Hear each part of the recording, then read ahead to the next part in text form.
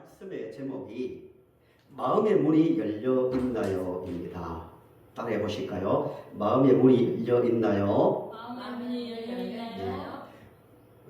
우리는 문을 통해서 안으로 들어가기도 하고 문을 통해서 나오기도 합니다. 문이 닫혀 있으면 안 되죠. 그 감옥이 되는 거죠. 들어가고 나가는데 거쳐야 될 것이 바로 문입니다. 마찬가지로 예수님은 인격자잖아요. 살아계신 분이잖아요. 예수님께서 우리 마음속에 우리가 주님이 내 안에 들어오시려면 우리의 마음의 문이 열려 있어야 됩니다. 주님은 우리의 마음의 문을 통해서 들어오십니다. 대표 기도를 하셨는데요. 정말 중요한 기도를 하셨어요. 말씀과 관련된 주님 마음을 지켜달라고 마음에 힘을 달라는 기도는 정말 중요한 기도입니다. 마음이 열려야 바른 예배가 나오고요. 마음이 열려야 인격자이신 주께서 우리 마음속에 들어오실 수 있는 거예요. 계시록 3장 20절을 보시면 예수님께서 이렇게 말씀하셨습니다. 볼지어다 내가 어디에 서서 두드린다고요? 문 밖에 서서 두드리노니 누구든지 내 음성을 듣고 문을 열면 내가 그에게로 들어가 그와 더불어 먹고 그는 나와 더불어 먹으리라 라고 말씀하셨습니다.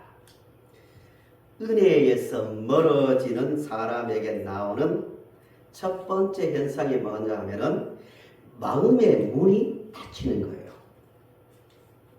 은혜생을 못하는 사람들 많은 이야기를 하잖아요. 뭐 이것 때문에 뭐 저것 때문에 이런 일을 당해서 라고 말하지만 모든 문제는 마음의 문에 있는 거예요. 마음이 오히려 그 고난 때문에 고난 당하기 전에는 몰랐는데 고난 때문에 더 주님을 향한 마음의 문이 크게 열릴 수도 있고요.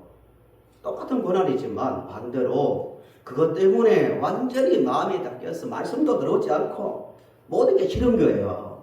마음의 문이 그만큼 중요하다는 겁니다. 그러므로 무엇보다도 우리 성도님들은 마음의 문을 잘 지키시기를 바랍니다. 본문의 말씀이 비유라고 말씀드렸는데요. 부자와 거지 나사로의 비유인데요. 이 주제가 뭐냐면요. 마음의 문제. 이 비유는 마음이 어떤 상태에 있는가가 중요하다는 거예요. 예수님의 비유 중에서 탕자의 비유가 있고요. 그 다음에 선한 목자의 비유가 있고요. 많은 비유가 있는데 이런 비유처럼 달란트 비유가 있고요. 그 대표적인 비유가 부자와 거지 나사로의 비유인데요. 이 비유의 핵심은 마음의 문을 잘 지키는 겁니다. 비유 내용을 보시면 부자의 삶과 나사로의 삶은 너무 달라요. 부자는 어떻게 말하고 있습니까? 본문에서 자색 옷과 고운 베옷을 입고 살았습니다. 자색 옷과 고운 베옷은 부의 상징이죠. 지금으로 말하면 루이비통 맞습니까? 발음이 안 되는데요. 샤넬 제가 알아서 하는 게 아니고 다 찾아봤습니다. 프라다, 구체, 명품 랭킹을 쭉 봤거든요. 이 순서대로 나오더라고요. 이런 것을 걸치고 입고 다니는 사람이 비유에 나오는 부자예요. 그리고 이 사람은 날마다 호화롭게 즐기며 살았다고 말합니다. 세상으로 말하면 성공한 사람이죠. 세상에서 제일 좋은 옷을 걸치고 있고 제일 좋은 집에서 살고 있고 날마다 매일같이 호화롭게 즐겨도 넉넉한 삶을 산 사람이 이 부자예요. 그에 비해서 나사로는 거지라고 말합니다. 거지 나사로라고 말하는데요. 나사로는 부자의 대문 앞에 버려져 있습니다. 아무것도 할 수 있는 게 없으니까 부자가 먹다가 떨어진 부스러기를 먹기 위해 앉아 있는데 개들이 와서 헌대를 앓고 있다고 말합니다. 비참한 거죠. 가난하죠. 병이 들었죠. 아무도 그를 도와줄 사람이 없습니다. 그런데 둘 다 어떻게 됩니까? 죽습니다. 인간이 처한 사실이죠. 누구나 다 죽습니다. 정말 지혜로운 사람은 나도 죽는다는 것을 항상 생각하며 사는 거예요. 그래야 진짜 이 땅의 삶을 의미 있게 살 수 있는 겁니다. 둘 다 죽었어요. 근데 문제가 있습니다. 이 땅의 전부가 아니기 때문에 죽어서 거지 나사로는 아브라함이 있는 천국에 갔고 부자는 불꽃 속에 던져졌습니다. 비유 내용의 중심은 불꽃 속에 던져진 부자와 위에 천국에 있는 아브라함과 긴 대화가 나옵니다. 이 대화로 비유가 끝나는데요. 간단하게 한번 해석을 해보겠습니다. 먼저 비유에 나오는 이 부자는 누구를 말하는가? 1차적으로 당시 예수님을 거부한 바리새인들을 말합니다. 종교 생활을 했지만 자기의 선입견에 잡혀서 예수님께서 아무리 복음을 외치고 기적을 향하셔도 거부하는 거예요. 그래서 그들에게 이 비유를 들려주신 거예요. 예수님을 거부한 바리새인들에게 1차적으로 하신 말씀이고, 물론 예수를 믿지 않는 세상 모든 사람들에게 하신 말씀이겠죠. 14절 16절을 보시겠습니다. 본문 비유 바로 앞에 있는 말씀이에요. 14절을 보시면 이렇게 말씀하고 있습니다. 바리새인들은 뭘 좋아한다고요? 돈을 좋아한대요. 바리새인들 비웃었겠죠. 아니다. 이렇게 인정하지 않았겠죠. 돈을 좋아하는 자들이라 이 모든 것을 듣고 비웃건을 예수께서 이르시되 너희는 사람 앞에서 스스로 옳다는 자들이나 너희 뭐요? 마음을 하나님께서 아시나니 사람 중에 높임을 받는 것 그것은 하나님 앞에 미움을 받는 것이니라 라고 말씀하고 있습니다. 누가복음을 보시면 누가복음 특별히 어떤 내용이 많이 나오냐 하면요, 돈 이야기하고 부자 이야기가 많이 나옵니다. 누가가 부자를 아주 증오했는지 모르지만 그건 아니고요. 왜 누가복음은 돈과 부자에 관한 이야기를 많이 하는가 하면은 누가복음에서 단지 부자, 돈은 단순한 돈을 말하는 게 아니에요. 이 세상과 육신의 삶이 전부인 양 살아가는 그 삶을 돈을 상징으로 두고 말하는 거예요. 그러니까 바리새인들이나 비유에 나오는 부자는 자기 육체와 이 땅의 삶이 전부라고 생각하고 있는 살아가는 삶을 사는 사람의 부자입니다. 부는 나쁜 게 아니잖아요. 그죠? 돈 나쁩니까? 돈이 좋아요? 안 좋아요? 더 좋죠. 예. 돈 필요합니다. 부자가 천국에 가기 힘들다 이 말은 단지 돈을 많이 가지고 있기 때문이라기보다는 마음이, 인생관이 육체와 이 세상이 전부라고 생각하고 있는 그 삶을 말하고 있는 거예요. 그런 삶을 사니까 자기 대문 앞에 있는 거지 나사로가 눈에 들어올 리가 없는 거예요. 요즘 말로 말하면 자기가 기르는 개를 위해서는 한 달에 100만 원, 200만 원 쓰더라도 옆에 병 들어있는 이웃은 눈에 들어오지 않는 거예요. 왜? 이 땅이 전부라고 생각하니까. 물론 개에 많은 돈을 투자하는 분들은 좀 기분 나빠하겠지만 부자의 인생관이 그랬다는 거예요. 본문에서 그의 대문이라고 분명히 말합니다. 그의 대문. 뭔가 책임을 지금 묻고 있는 것 같지 않나요? 그의 대문 앞에 버려져 있는데 자기는 날마다 호화롭게 즐길 돈은 있어도 고통당하는 나사로는 눈에 들어오지 않았다는 거예요. 왜라고요? 이 땅의 삶이 전부라고 생각하고 자기 육체를 즐겁게 하는 것이 인생의 유일한 목표이기 때문에 들어오지 않는 겁니다. 그래서 그 상태를, 그 잘못된 상태를 깨닫게 하기 위해서 바리새인들이 돈을 좋아했는데 바리새인들의 그 잘못된 상태를 깨닫게 하기 위해서 이 비유를 들고 있는 거예요. 바리새인들이 예수님 말씀 듣지 못하는 근본적 이유는 뭐라고요? 돈을 사랑하는 그 마음이 닫혀 있으니까 십자가의 진리가 들어오지 않는다는 겁니다. 비유를 계속 보겠습니다. 이제 불꽃 속에 떨어진 이 부자와 천국에 있는 아브라함이 긴 대화를 나눕니다.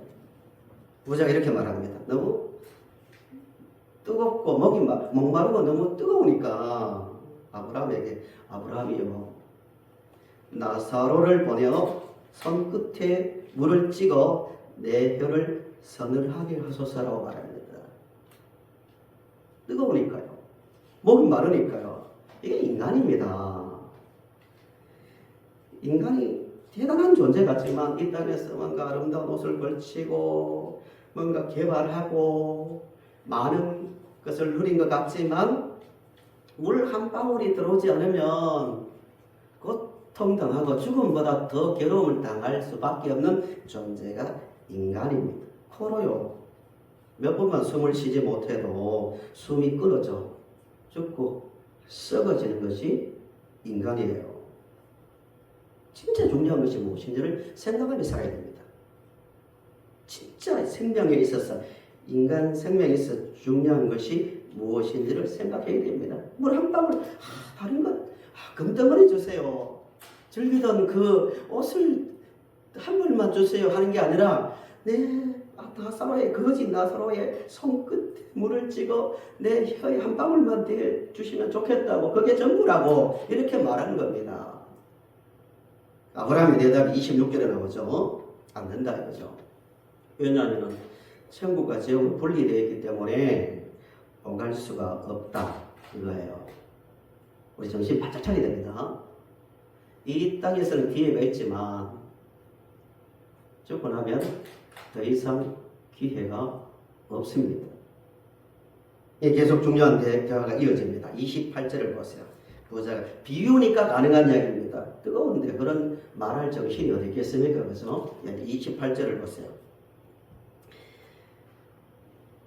내 형제 5이 있으니 그들에게 증언하게 하여 그들로 이 고통받는 곳에 오지 않게 하소서라고 두 번째 부탁을 합니다. 아브라함이 이렇게 말합니다. 그 지옥에 있는 부자가 네, 너무 뜨겁습니다. 저는 여기 왔지만 형제 5이 살아있는데 그들도 여기 오지 않도록 나사로를 보내어서 여기 오지 않게 해달라고 부탁을 하는 거예요. 그때 아브라함의 대답 29절을 보세요. 아브라함이 이르되 그들에게 모세와 선지자들이 있으니 그들에게 들을지니라 라고 말하고 있습니다. 쉽게 말씀드리면 모세와 선지자는 누구를 뜻합니까? 성경을 말합니다. 구약, 그 당시로서는 구약이죠. 성경이 있잖냐고. 충분하다고. 성경으로 충분해. 그것을 전하는 사람들이 있으니까 그들의 말을 들으면 된다고 딱 잘라 거절합니다. 그때 30절을 보세요. 계속 대화가 이어집니다. 부자의 말입니다. 이르되 그렇지 아니하나이다. 아버지 아브라함이여 만일 죽은 자에게서 그들에게 가는 자가 있으면 뭐 한다고요? 회개하겠다고. 중요한 말씀입니다. 상당히 설득력 있는 말 같지 않아요? 부자가 뜨거워가지고 마음의 진심으로 지금 부탁하고 있는 거거든요. 아브라함이여 내 형제들이 말씀은 안 믿어도 우리 말로 표현하면 말씀은 안 믿어도 말씀드리면 뭐 졸리고 마음에 안 들어오더라도 죽은 자가 살아서 가면 나사로가 살아서 가면 기적 아니에요 이거죠. 기적이죠. 그거 보면 분명히 믿습니다. 믿을 겁니다 라고 말합니다. 그러나 31절에서 어떻게 말합니까? 우리 31절을 같이 읽어보실까요? 이의 끝부분입니다. 31절 같이 시작. 이르되 모세와 선지자들에게 듣지 아니하면 비록 죽은 자 가운데서 살아나지 나는 자가 있을지라도 구원함을 받지 아니하리라 하였다 하시니라. 아멘. 예수님께서 이렇게 아브라함이 이렇게 말합니다. 말도 안 된다고. 죽은 자가 살아서 간다고 기록된 성경을 믿지 않는 자들이 절대로 그것 보고 믿지 않는다고. 그들에게는 성경이 있다고 이렇게 딱 거절하는 것으로 비유가 끝납니다. 말씀을 한번 정리해 볼까요?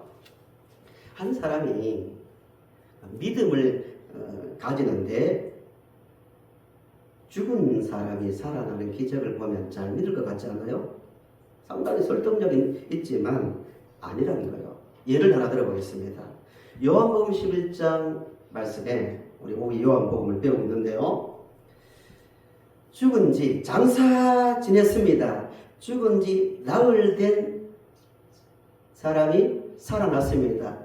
그 사람의 이름도 나사로입니다. 다른 사람이지만 뭔가 나흘 된 썩어서 냄새가 난다고 말합니다. 공개적으로 장사 지냈고 죽어 장사를 다 지낸 다음에 나흘째 되는 나사로를 예수님께서 살리셨습니다.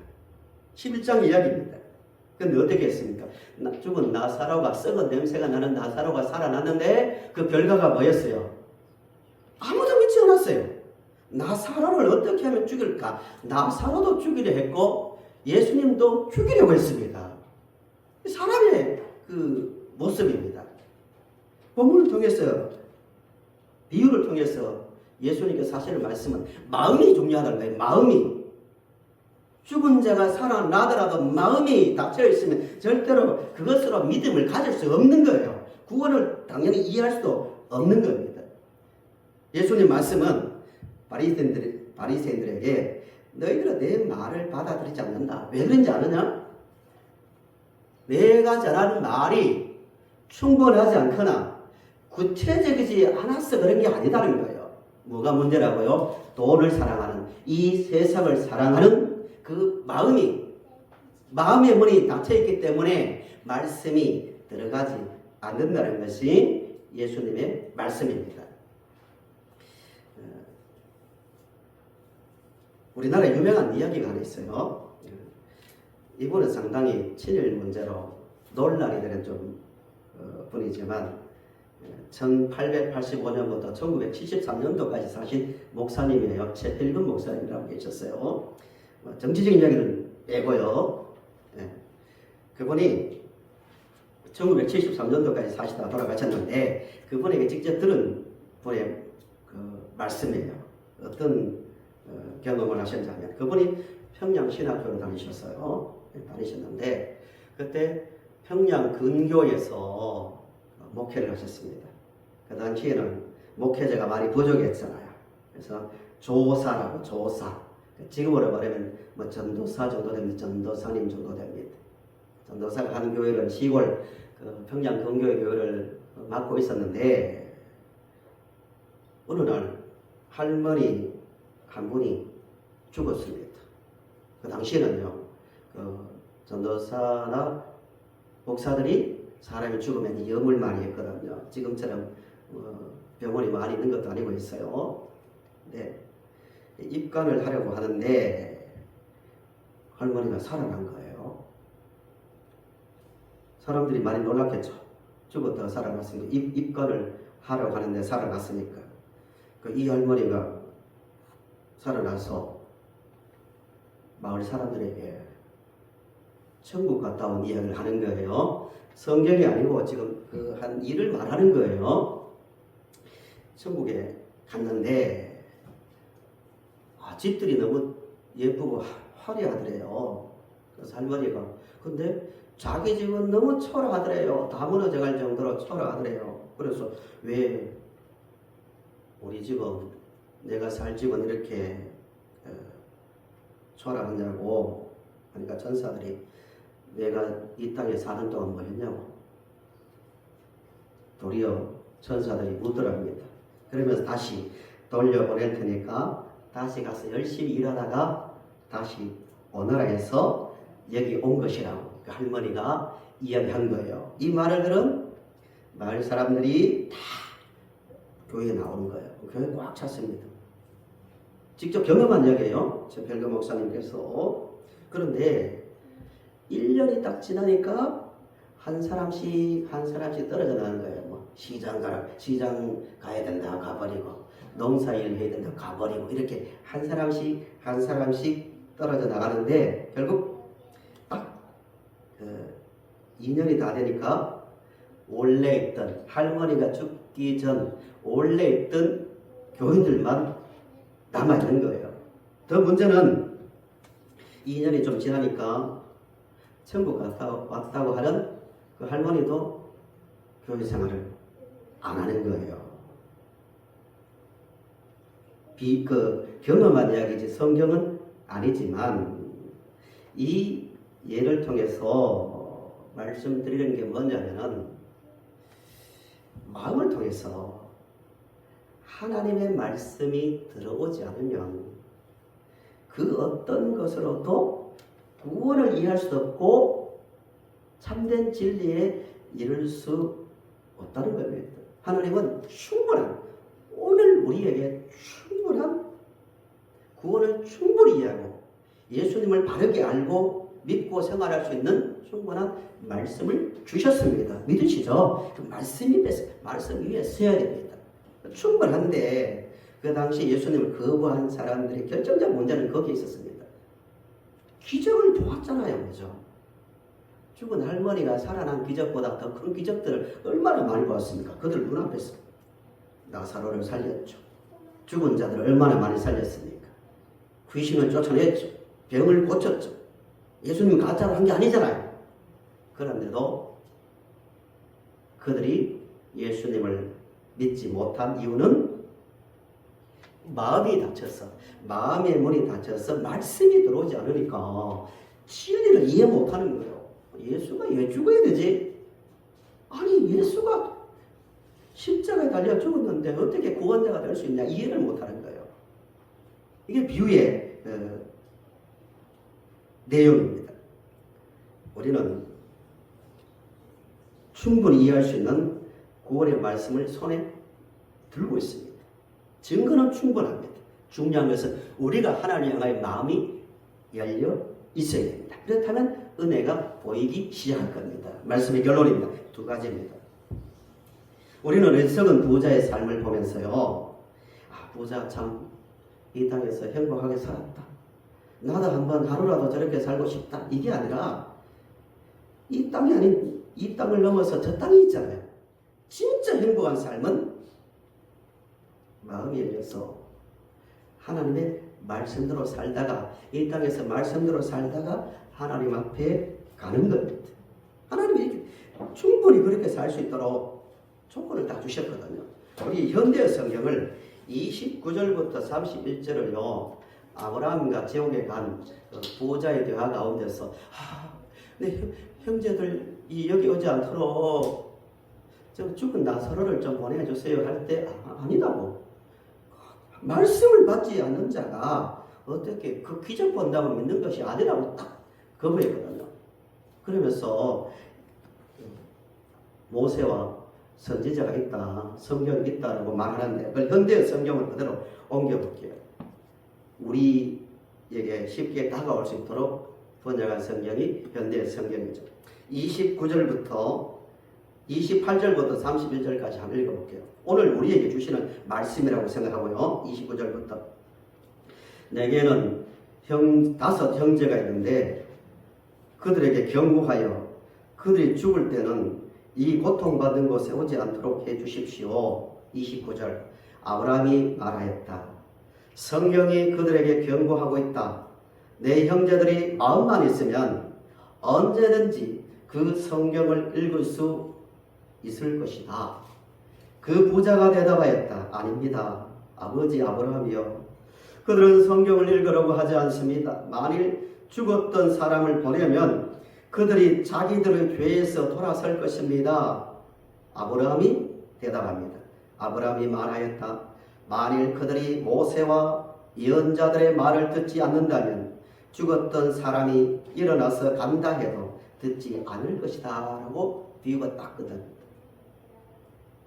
문제는 마음입니다. 성경은 우리 손에 들려 있거든요. 우리가 이 땅을 살아가는데 우리의 마음을 막는 것이 무엇인 줄 생각하며 하나님을 가까이 하는데, 예수님과 함께 하는데 내 마음을 부디게 하고 병들게 하는 것이 있다면 그것을 가지고 기도하시면서 제거해 갈 수 있기를 간절히 바랍니다. 마음이 해져 있어야 됩니다. 시편 84편 5절을 보십시오. 시인은 이렇게 고백합니다. 84편 5절에 주께 힘을 얻고 그 어디에요? 마음에 시온의 대로가 있는 자는 복이 있나이다 라고 말합니다. 이 말씀을 간단하게 해석하면 시온은 예루살렘이죠. 성전이 있는 곳을 말합니다. 하나님 백성들이 찬송을 하며 그 시온을 향하여, 성전을 향하여 열린 그 대로, 길을 향하여 걸어갔거든요. 하나님을 예배하려고. 마찬가지로 하나님을 향하여 마음의 대로가 열려있는 자는 진짜 복된 자라고 고백합니다. 왜요? 모든 은혜는, 오늘 또 모든 은혜는 우리의 마음의 길을 통하여 들어오기 때문입니다. 말씀을 생각하며 사랑하는 성도 여러분, 환경의 문제가 아닙니다. 우리에게 이미 충분한 조건이 갖추어져 있습니다. 완벽한 하나님의 말씀이 우리 손에 들려 있습니다. 마음을 잘 관리하므로 이미 주어진 은혜, 지금도 우리에게 주시는 은혜를 지금도 우리와 인격적으로 먹고 마시며 함께 하시는 예수 그리스도를 중심에 모심으로 우리가 살고 있는 이 땅이 천국이 되시고요. 이 땅에서뿐만 아니라 나중 하나님의 영광된 그 나라에 들어가서 기쁨을 누릴 수 있는 우리가 될 수 있기를 바랍니다.